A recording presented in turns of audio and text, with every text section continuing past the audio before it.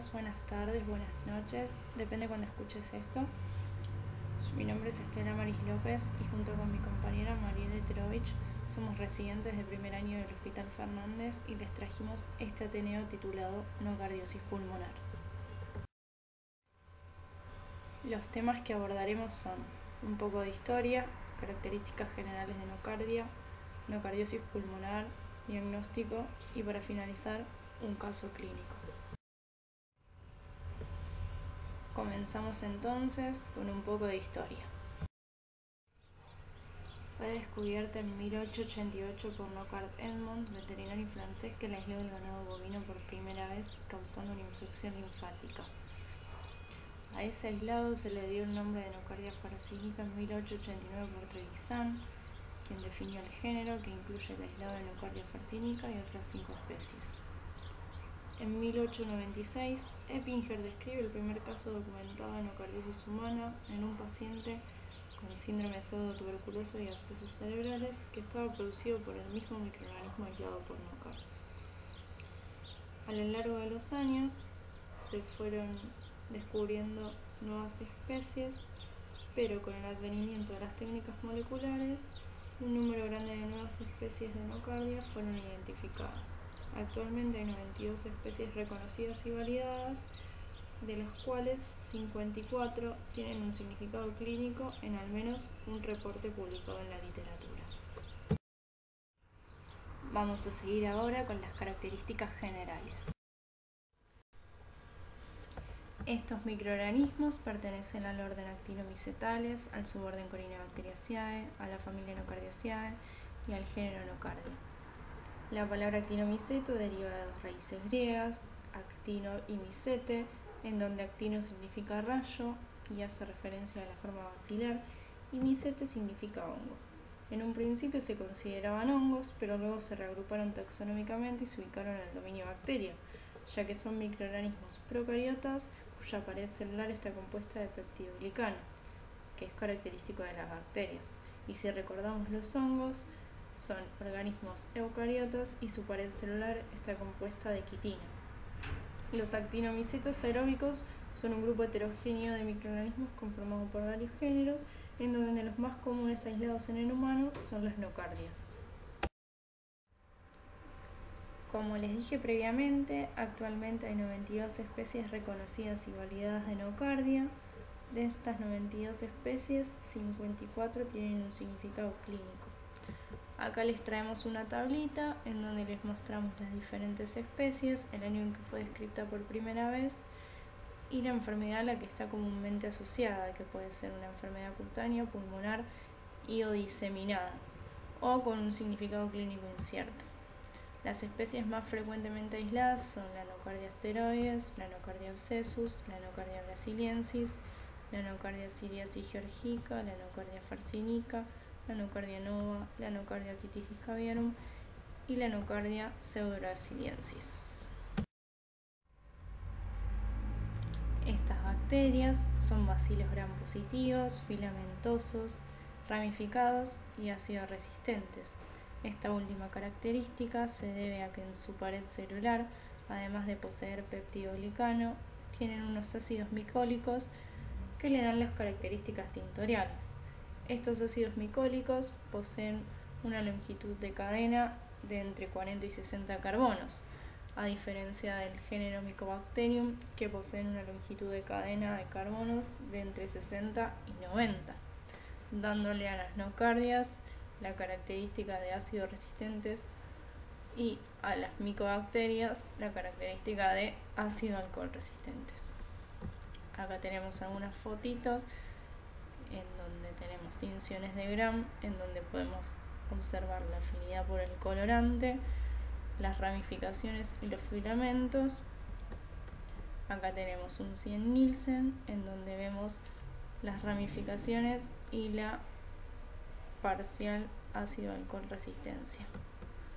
Son de tamaño de 0,5 a 1 micrón, aerobios estrictos e inmóviles. La temperatura óptima de crecimiento de estas bacterias es 35 a 37 grados, son mesófilos, pueden crecer en un rango de entre 20 y 40 grados. Su pH de crecimiento es entre 6,5 y 9. Son bacterias neutrófilas y son de crecimiento lento. Pueden demorar 48 a 72 horas en crecer y a veces más. Los actinomicetos aeróbicos se encuentran ampliamente distribuidos en la naturaleza, aunque se desconoce la distribución exacta de cada especie. El nicho primario ecológico probablemente sean las plantas en descomposición, pero se encuentran también en suelo, materia orgánica y agua. La mayoría de las infecciones causadas por actinomicetos provienen de fuentes ambientales.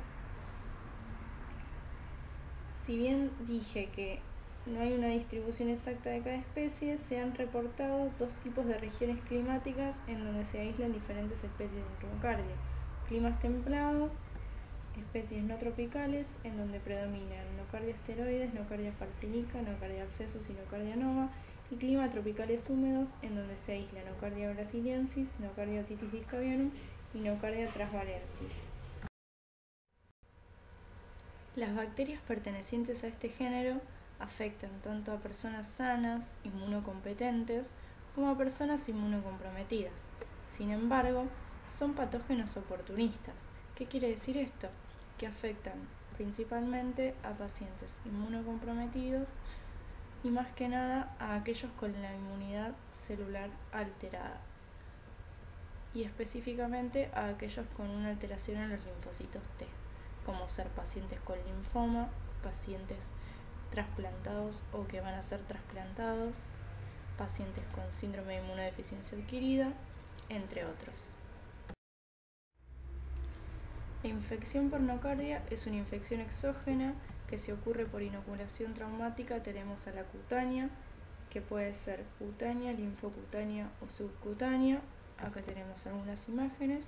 Y si ocurre por inhalación tenemos a la pulmonar. De ambas puede producirse una infección diseminada. Dijimos entonces que tenemos tres presentaciones clínicas: la pulmonar, la cutánea y la diseminada, en donde la pulmonar es la más prevalente con un 80%, le sigue la cutánea con un 12% y la diseminada con un 8%, que, como se mencionó previamente, puede surgir a partir de el foco pulmonar principalmente, pero también puede surgir de una anocardiosis cutánea. Vamos a hablar ahora de la anocardiosis pulmonar. La anocardiosis pulmonar es una neumonía crónica que puede evolucionar de semanas a meses. Tiene síntomas muy variables, en donde tenemos fiebre alta de 38 a 40 grados, tos, expectoración purulenta o hemoptoica, malestar general, dolor de pecho, sudoración nocturna. Pacientes con esta neumonía pueden presentar hallazgos anormales en la radiografía de tórax. Pueden mostrar opacidades irregulares en uno o ambos pulmones, con predilección de las regiones pariliares y basales. Se caracteriza por la formación de abscesos, empiema y necrosis, infiltrados diseminados, nódulos pulmonares múltiples, masas pulmonares con o sin cavitación y derrame pleural. En casos crónicos puede observarse fibrosis. En pacientes con sistemas inmunes comprometidos que presenten síntomas pulmonares, es importante la realización del diagnóstico diferencial entre otros patógenos oportunistas, principalmente entre Staphylococcus aureus, Cándida, tuberculosis, histoplasmosis, coccidiomicosis y aspergilosis. La identificación correcta del microorganismo que causa la patología es clave para el tratamiento dirigido. De la localización pulmonar puede diseminar a otros sitios. La enfermedad diseminada es progresiva, en meses o años. En un primer momento puede diseminar a estructuras contiguas como pleura o pericardio y luego a otros tejidos, principalmente sistema nervioso central y, con menos frecuencia pero posibles, a retina, a riñones, a corazón, a piel, a huesos y articulaciones. Bueno, ahora vamos a hablar un poco de la patogenia. La anocardiosis pulmonar se adquiere por vía respiratoria, ingresa el microorganismo por vía aérea superior y llega a los pulmones. Las especies de nocardia son patógenos intracelulares facultativos que poseen la capacidad de crecer dentro de macrófagos y tal vez también en polimorfonucleares, y esto es importante para el establecimiento de la infección. Como dije previamente, estos microorganismos tienen la capacidad de crecer dentro de los macrófagos y esto se debe principalmente a sus factores de virulencia, que tenemos por un lado al factor cordón, que lo que hace es interferir con la fagocitosis, evitando la fusión del fagosoma con el lisosoma, facilitando así la supervivencia intracelular, y por otro lado la presencia de catalasa y superóxido dismutasa, que inactiva especies reactivas del oxígeno que el macrófago utiliza para atacar a los microorganismos. Entonces, para resumir la patogenia, tenemos que estos microorganismos son capaces de sobrevivir y multiplicarse dentro de los macrófagos. Se produce un infiltrado de neutrófilos que no son capaces de controlar la infección. Se produce una lesión supurativa que genera los abscesos. Les voy a dejar con mi compañera Mariel, que va a seguir con este Ateneo. Hola a todos, yo voy a hablarles un poco de diagnóstico en la anocardiosis pulmonar. En este bloque analizaremos la preanalítica, analítica y posanalítica del diagnóstico de nocardia. Las muestras que puede recibir el laboratorio son esputo, lavado broncoalveolar, aspirado traqueal y biopsia pulmonar en cuanto a muestras respiratorias. También pueden recibirse hemocultivos, ya que una proporción de las infecciones por nocardia pueden generar bacteremia a partir de la infección pulmonar. Los sistemas comerciales permiten su crecimiento. Sin embargo, hay que destacar que es de difícil rescate y solo se obtiene una muy baja proporción. Los fluidos deben ser recogidos en envases estériles y ser remitidos inmediatamente al laboratorio. Si no se puede procesar inmediatamente, las muestras respiratorias deben almacenarse en heladera. El esputo es la muestra de más fácil obtención y el análisis de muestras seriadas de primera hora de la mañana maximizan las chances de recuperación. Dada su ubicuidad, las nocardias pueden colonizar de forma saprófita la piel y el tracto respiratorio superior, por lo que su aislamiento en un esputo no siempre indica infección. Por lo tanto, la recuperación en más de una muestra permite establecer el significado clínico del aislamiento. También hay que tener en cuenta que las especies de nocardia pueden ser de difícil recuperación de una muestra de esputo, aunque sea documentada la infección pulmonar, ya sea por bajo número de microorganismos o por sobrecrecimiento bacteriano de su microbiota habitual.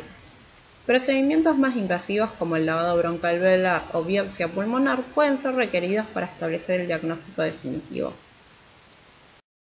En el contexto actual de la pandemia por COVID-19 no deberán observarse las muestras respiratorias en fresco. Sí pueden realizarse tinciones de material directo o concentrado. Las coloraciones más importantes a realizar son Gram y Kinshue, donde se van a observar como bacilos Gram positivos y ácidos resistentes respectivamente.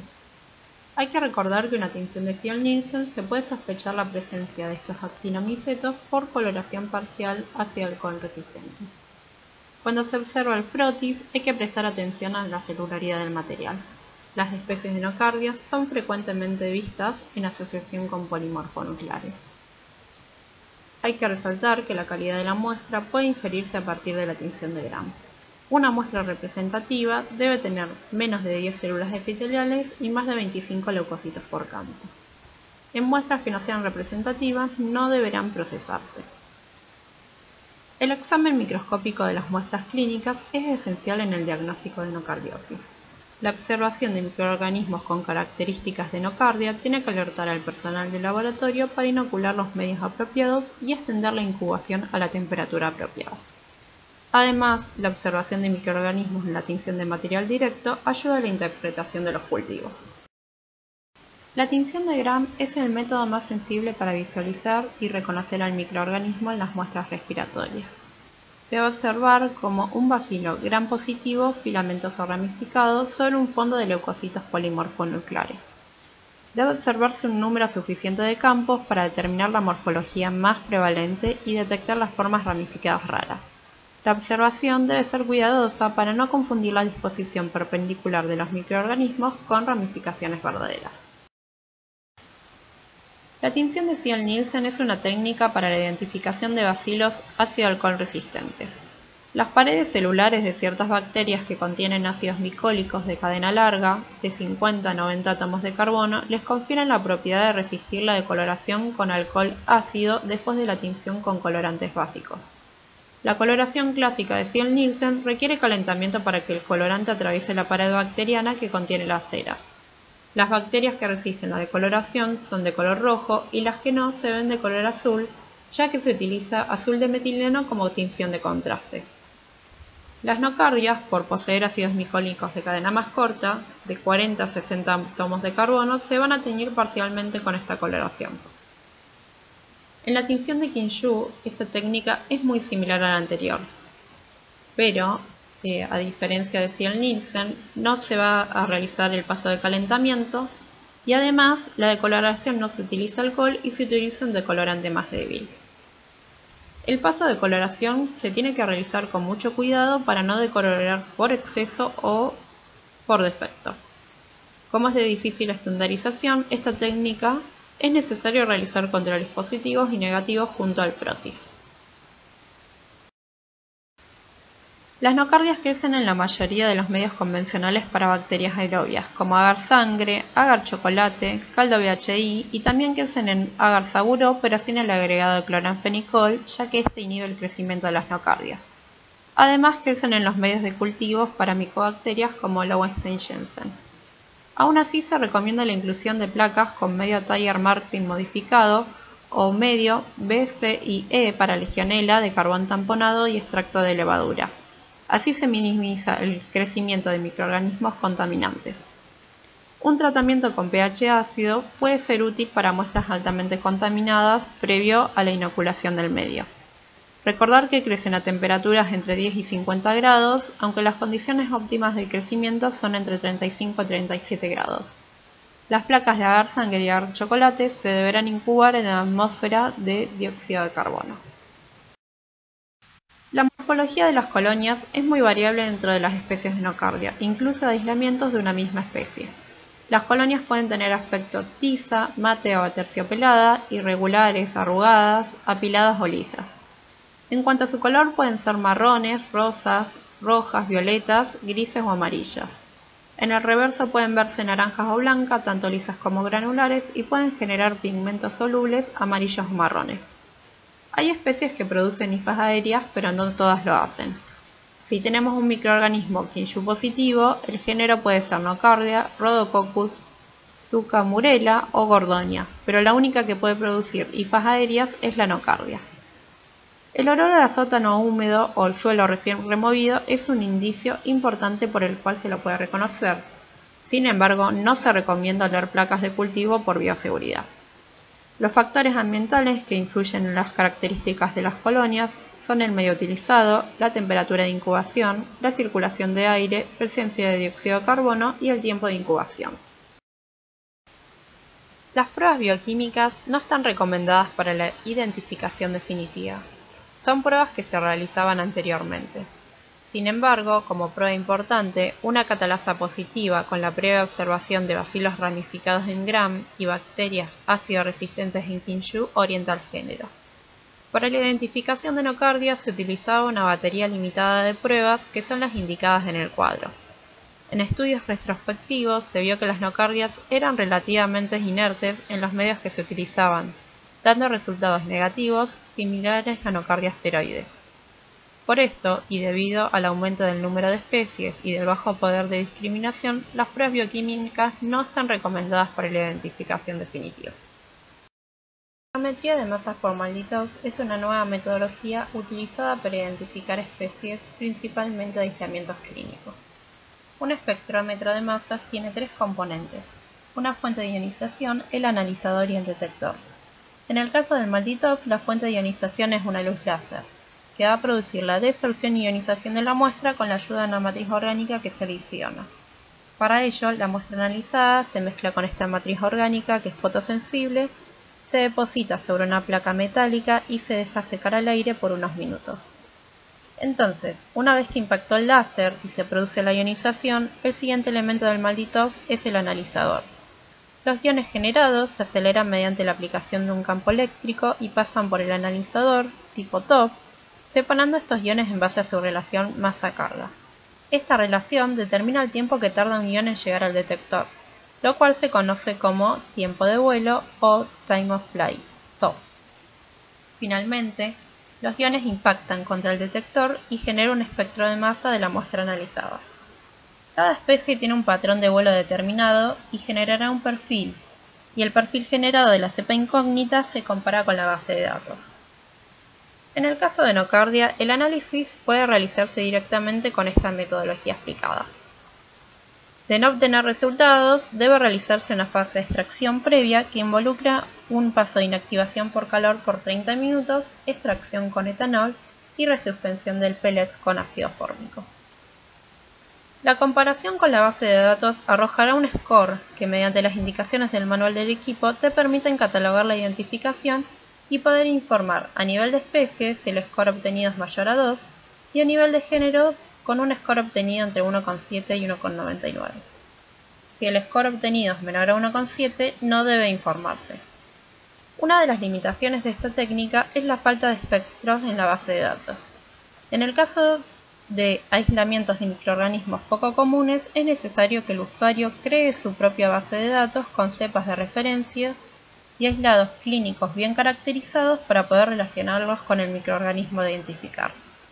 Una de las ventajas es que la técnica MALDI-TOF acelera la identificación de las especies de Nocardia, que permiten realizar las pruebas de sensibilidad e instaurar el tratamiento mucho más rápido. De las especies de Nocardia de mayor relevancia clínica, el MALDI-TOF identifica correctamente a nivel de especie Nocardia brasiliensis, Nocardia ciliacis georgica y Nocardia farcínica. Estas se podrán informar a nivel de especie. Sin embargo, el complejo Nocardia abscessus, Nocardia nova y Nocardia asteroides no distingue entre especies y se informará como complejo. Si se desea llegar a nivel de especie, se recomienda secuenciar el gen SEC-A y el gen GIRASA-B. En el caso de Nocardia otitidis caviarum y pseudo-brasilensis, el MALDI-TOF solo puede identificar a nivel de género. En estos casos, la cepa en estudio se debe derivar a un centro de referencia para identificación exacta por biología molecular. De las técnicas moleculares, particularmente la secuenciación, son los métodos que actualmente pueden proveer una identificación definitiva a la mayoría de los aislamientos de actinomicetos aerobios.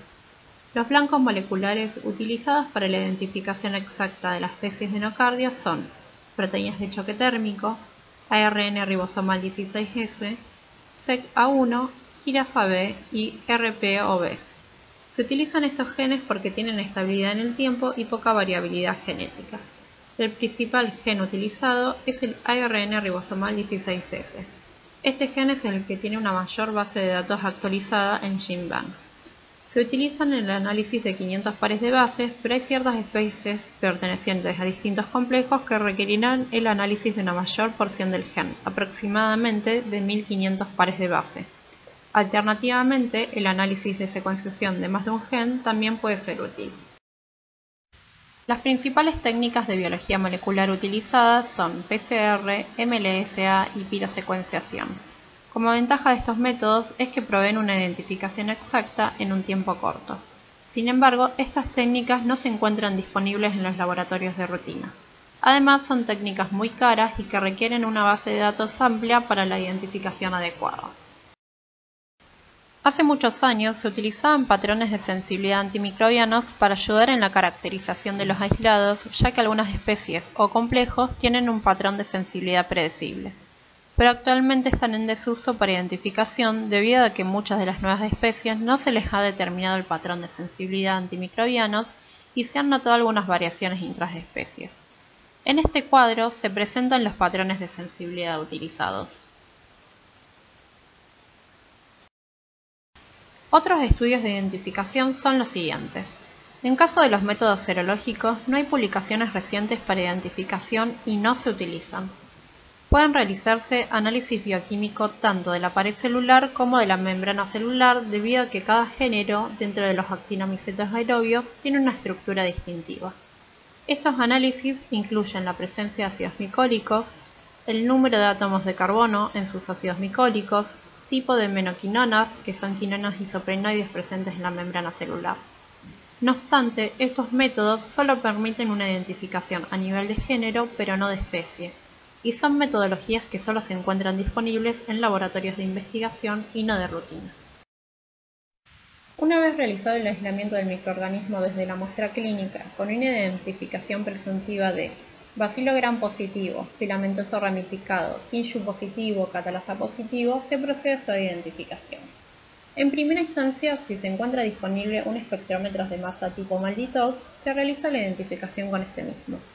Dependiendo del score obtenido y de la especie involucrada, se procederá a informar a nivel de especie o solamente género no cambia.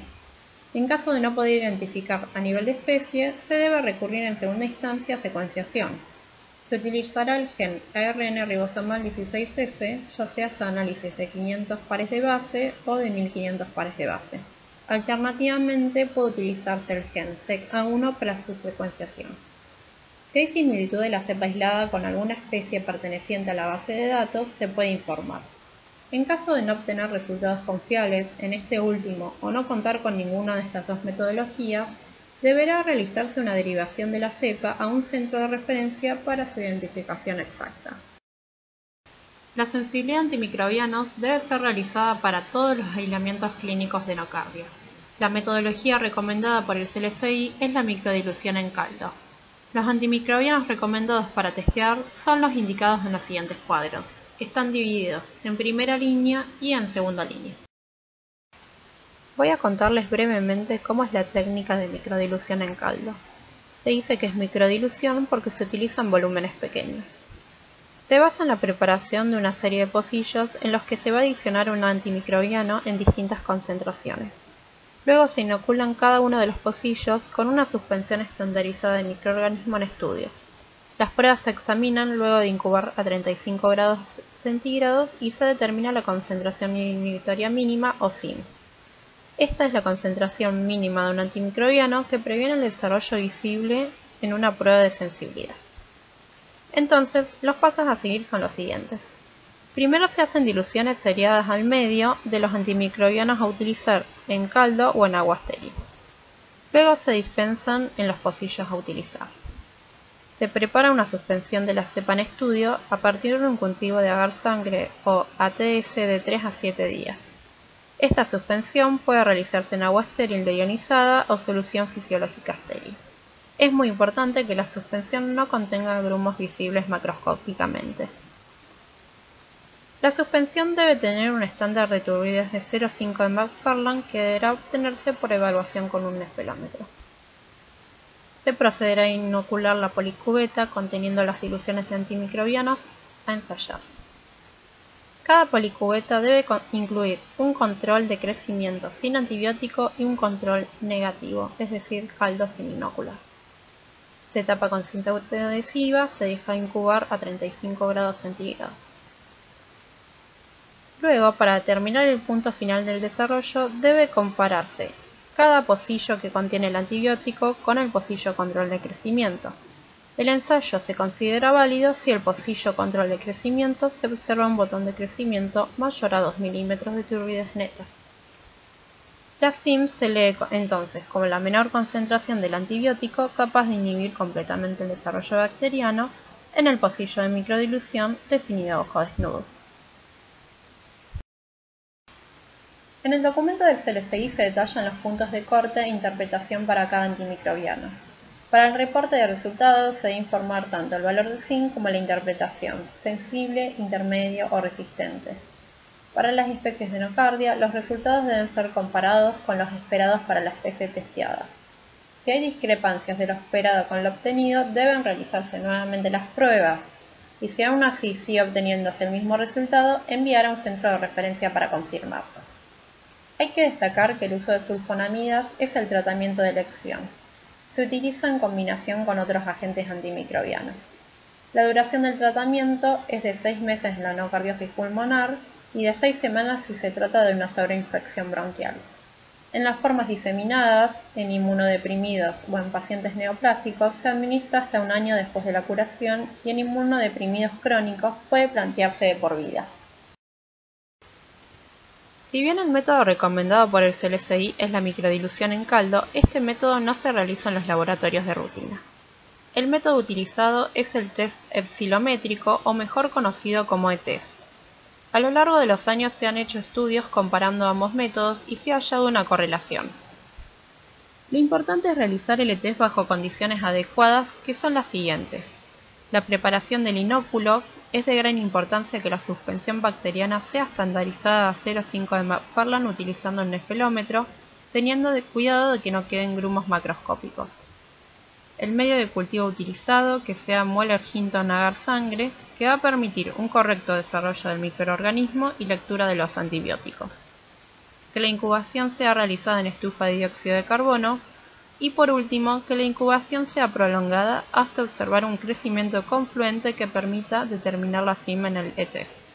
En este último punto, la lectura deberá realizarse entre 48 y 72 horas, teniendo presente de no leer pasadas las 96 horas, ya que el imipenem y la amoxicilina ácido clavulánico, pasadas este tiempo, se degradan rápidamente. El antibiograma informado debe contar con los siguientes datos: antibióticos testeados, cima obtenida e interpretación. Finalmente, habiendo realizado la identificación de la cepa hallada y su sensibilidad, los datos que deben estar incluidos en el informe son el material analizado, las coloraciones realizadas, la identificación de la cepa y con qué método se identificó, y el antibiograma. El antibiograma, como nombré recién, debe contener qué antimicrobianos fueron probados, el valor de la CIM y su interpretación. Entonces, resumiendo el diagnóstico, resaltamos los siguientes puntos. Si existe una sospecha clínica por infección por actinomicetos aerobios o nocardias, dicha sospecha debe ser comunicada al laboratorio como diagnóstico presuntivo. Esto va a determinar los protocolos a seguir en el laboratorio, ya sea teniendo las precauciones requeridas para el manejo de las muestras, las tinciones a realizar, los medios adecuados y el tiempo de incubación prolongado para el desarrollo de estos microorganismos. Para determinar el género de un aislamiento desconocido, la microscopía y la morfología de las colonias son muy importantes.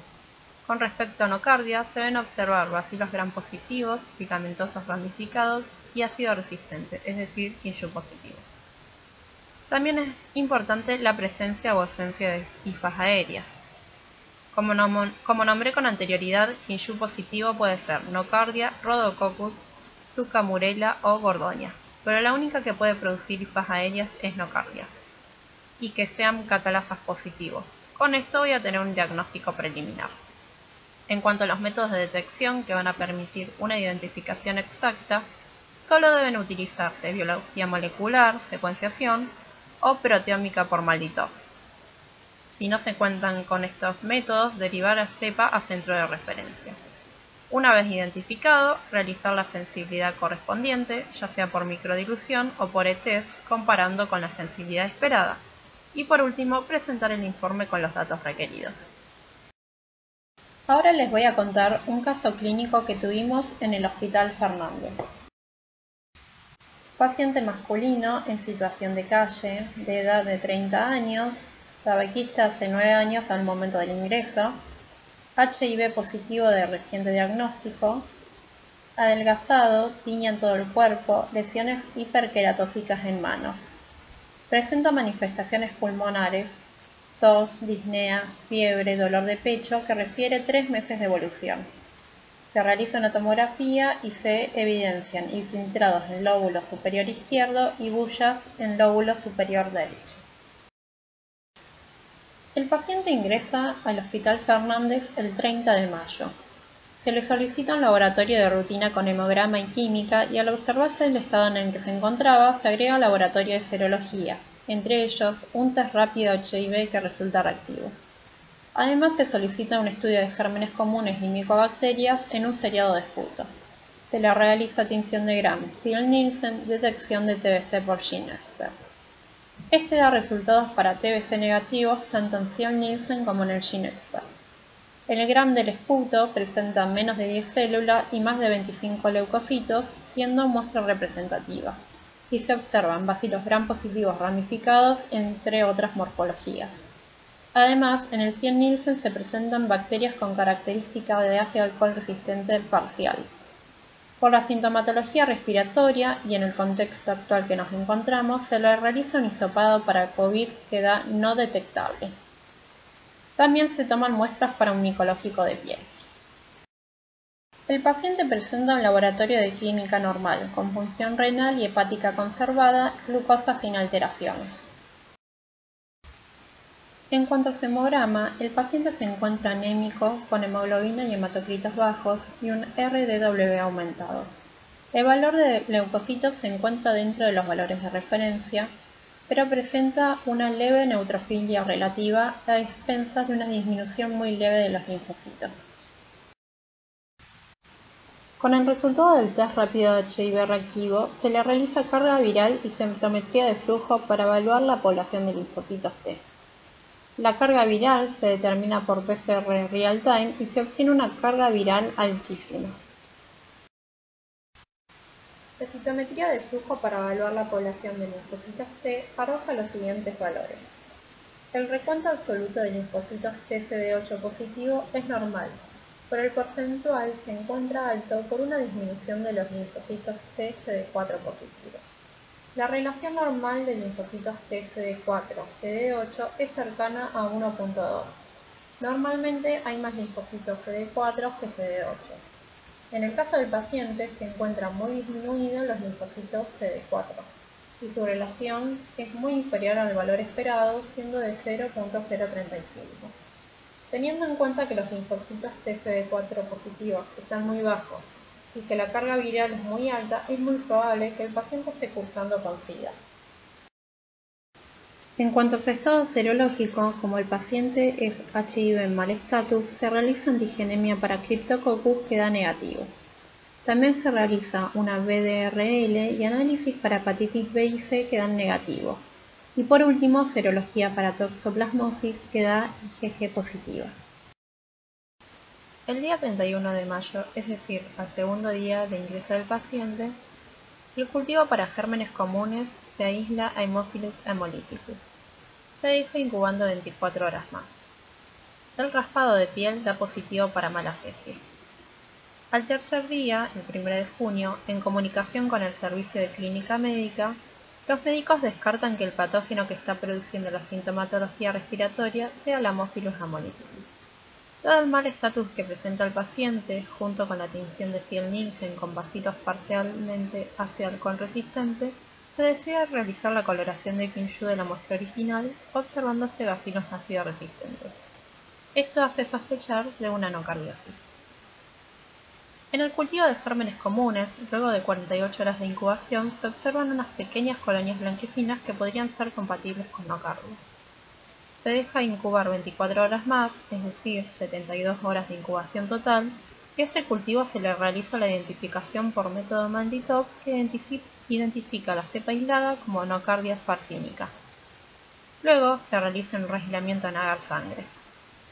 48 horas de incubación, el día 4 de junio, se realiza un antibiograma mediante placa con ETS. 48 horas más, el día 6 de junio, se procede a la lectura del antibiograma y entrega del informe.